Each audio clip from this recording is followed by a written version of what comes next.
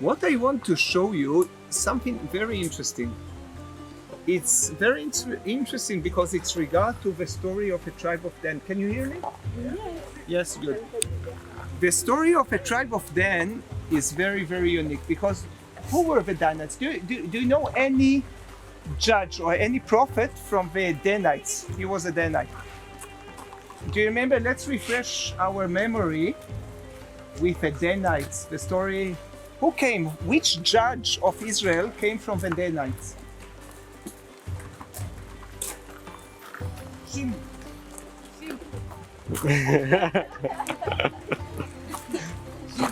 Oh, no, Gideon. No, not Gideon. Which tribe from the Danites came? Judges. Came from the tribe. Judges, Book of Judges. Are you familiar with the story of Samson? Samson and Delilah, right? You're right, Samson and Delilah, exactly. Samson and Timnah. Timnah was the other wife, all right? But what is interesting with the story of Samson? He was a Nazarene, right?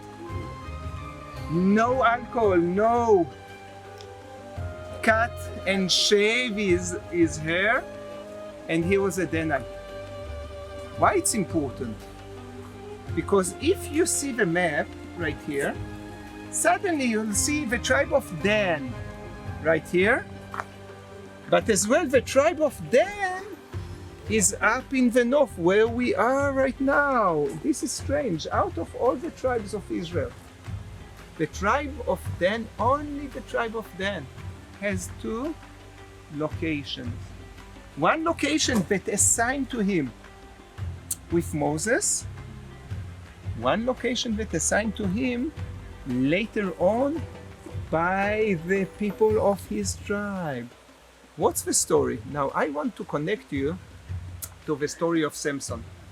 Do you remember Samson fought against whom? The Philistines, right?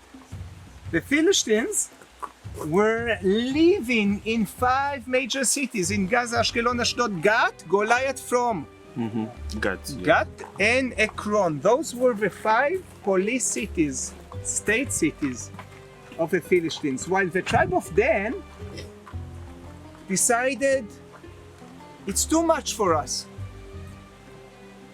to live and to fight all our time with the Philistines. Let's move from the area closer to the Philistines. Let's move all the way to the people where we will not need to fight, right?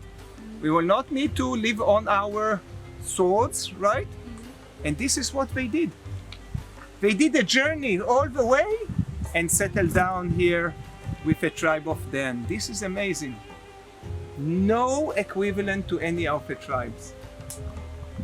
All right? The former name of the city was Laish, so they conquered the city of Laish from the Canaanites and settled down here. Till now we are okay, right? What I want to walk with you now is Deuteronomy 8. Connie, you can continue Deuteronomy 8, verse 6 to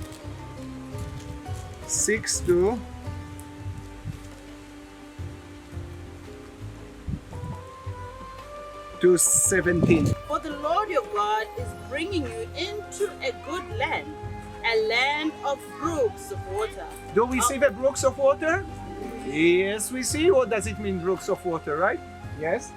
Of fountains and springs that flow out of valleys and hills. Did we see the valleys and hills? Again, coming back, geography in the Bible, pointing to us, valleys and hills, right? Let's continue. A land of wheat and barley. Oh, let's count together. Land of wheat, barley, third one. Of vines, grapes, yes. And fig trees. Which tree do we sit under? Fig tree. Fig tree. It's one of the 7 species, right? Let's and continue. pomegranates. 5 pomegranate. A land of olive oil. Olives, yes. 6. And honey. Honey that comes from a dates. Honey. All right, so we have 7 species of a land. Yes, let's continue. A land in which you will eat bread without scarcity, in which you will lack nothing, a land whose stones are iron, and out of whose hills you can dig copper. When you have eaten and are full, then you shall bless the Lord your God for the good land which he has given you. Beware that you do not forget the Lord your God by not keeping his commandments, his judgments, and his statutes, which I command you today, lest when you have eaten and are full, and have built beautiful houses and dwell in them, and when your heads and your flocks multiply, and your silver and your gold are multiplied, and all that you have is multiplied, when your heart is lifted up, and you forget the Lord your God, who brought you out of the land of Egypt, from the house of bondage, who led you through that great and terrible wilderness, in which were fiery serpents and scorpions, and thirsty land, which there was no water, who brought water for you out of a flinty rock, who fed you in the wilderness with manna, which your fathers did not know, that he might humble you, and that he might test you to do you good in the end. Then you say in your heart, my power and the might of my hand have gained me this wealth. Wow. Do you see the condition? You'll get the blessing. But the blessing as well needs to have responsibility. And this is our responsibility as the people of Israel, and I think that all of us, to walk in the regulation, status, and decrees that God pointed to us. If we will walk it, we will gain everything.